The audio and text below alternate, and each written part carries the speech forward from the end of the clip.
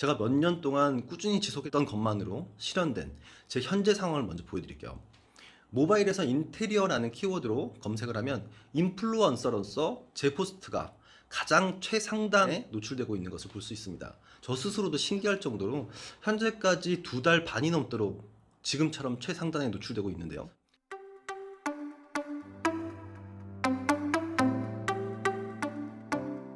인터넷과 SNS의 발달로 소통의 채널은 훨씬 다양해지고 폭넓어졌지만 역설적이게도 우리의 소통 능력은 오히려 더 퇴화하고 개인이 느끼는 외로움은 더 커지고 있습니다. 불편한 소통보다 편리한 단절을 추구하는 시대가 되어버렸습니다. 최근 해가 갈수록 전화 공포증, 콜포비아 증상을 토로하는 사람들이 점점 더 많아지고 있다고 하는데요. 전화벨 소리만으로도 소스라치게 놀라거나 심장이 두근거리는 공포감에 가까운 그런 감정을 느끼게 되는 현상인데요.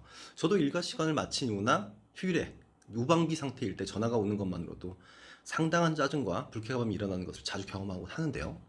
이러한 현상은 우리 모두가 소통의 일방향성에 너무 편해진 나머지 상대방의 목소리를 듣고 그에 반응하는 방식을 점점 기피하게 되어버렸기 때문이라고 생각합니다. 직접 음성으로 말을 해버리는 것에는 백스페이스나 딜리트 키가 없잖아요. 문자 메시지는 쓰다가 수정하고 지울 수도 있고, 누군가 톡을 올려서 카톡 알림이 울려도 잠깐 익십하고 잃어버린 다음에 나중에 내가 편할 때 답을 하면 되니까요. 내가 하고 싶은 말들은 질러버릴 수도 있고 상대방의 말에 대해 바로 답해야 하는 압박은 없는 거죠.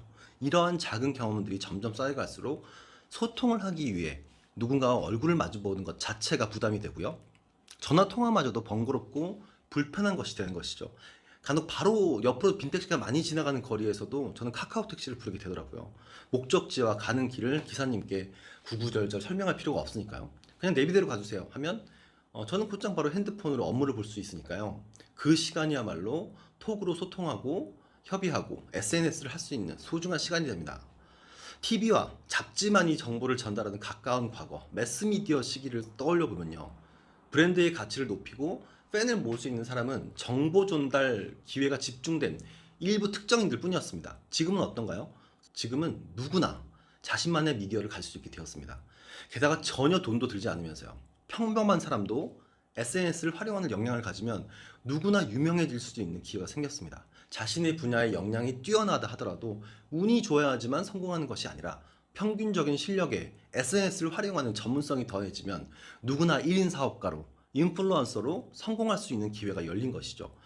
요즘은 이 SNS를 활용한 마케팅이 너무나 중요한 시대입니다. 개인뿐 아니라 소상공인들, 그리고 기업들까지도 효과 있는 확실한 방법이 도대체 무엇일지 그 고민으로 참 골머리가 아픕니다. 하지만 시간을 들이고 다달이 마케팅의 비용을 투자해 컨텐츠를 노출시킨다 하더라도 그 휘발성이 너무 강하다고 할까요? SNS 채널이 다양해진 만큼 컨텐츠 또한 과잉이 되어서 마케팅의 효과가 금방 사라지고 날아가 버리는 그런 느낌입니다. 소셜미디어는 수많은 선택지를 선사했지만 그와 동시에 극심한 경쟁을 초래하고 있습니다.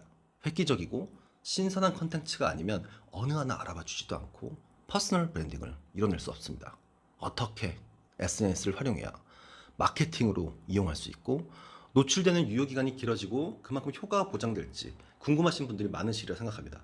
앞으로 제 영상 콘텐츠에서 목표가 될 만한 해답을 알려드리겠습니다. 제가 몇 년 동안 꾸준히 지속했던 것만으로 실현된 제 현재 상황을 먼저 보여드릴게요. 모바일에서 인테리어라는 키워드로 검색을 하면 인플루언서로서 제 포스트가 가장 최상단에 노출되고 있는 것을 볼 수 있습니다. 저 스스로도 신기할 정도로 현재까지 2달 반이 넘도록 지금처럼 최상단에 노출되고 있는데요. 물론 네이버 모바일 검색에서만 인플루언서가 파워링크 다음으로 가장 먼저 보여지기 때문에 PC 버전에서는 다르지만 대부분 모바일에서 네이버 검색을 많이 하시기 때문에 엄청난 위력을 가지게 된 것이라 할 수 있죠.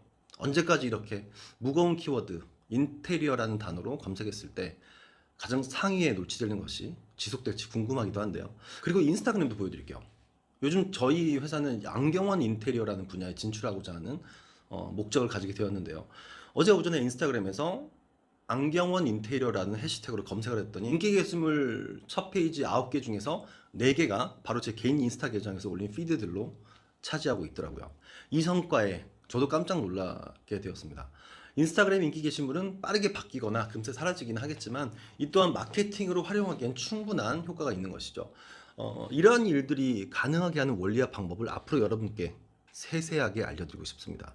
먼저 오늘은 그 시작으로 제가 생각하는 퍼스널 브랜딩을 위한 SNS 운영의 3가지 원칙을 먼저 말씀드려 볼게요. 개인적으로는 인플루언서가 되는 기본 자세이자 매우 중요한 개념이라고 생각합니다. 첫 번째는요, 파워 블로거, 스타 인스타그래머, 스타 유튜버가 되는 것을 목적으로 두지 말 것입니다. 두 번째는 의지와 열정 없이도 가능한 자동화 루틴을 만들어라. 그리고 세 번째는 하나만 하지 말고 SNS 다 채널을 병행하라입니다. 이 3원칙에 대한 자세한 설명을 다음 영상에서 시리즈로 이어가겠습니다. 오늘은 일종의 예고편이면서 앞으로 제 공파남TV 채널의 방향성과 정체성을 제시하는 계기로 삼고 싶은데요. 사실 꽤 오랜 시간 동안 제가 본업이 바쁘다는 핑계로 업로드가 뜸했습니다. 기다리시는 구독자분들이 많지는 않으시겠지만 분명 있으셨으리라 생각하는데요. 죄송한 마음이 큽니다. 제 채널명 앞에 브랜드 빌더라는 수식어를 붙여보았는데요. 제가 제 회사를 브랜드로서 발전시켜 왔던 과정에서 알게 된 노하우와 퍼스널 브랜딩을 이뤄낼 수 있는 SNS 활용법에 대한 이야기를 주제로 이어나가겠습니다. 기대해 주십시오. 공간을 파는 남자, 브랜드 빌더 공파남이었습니다.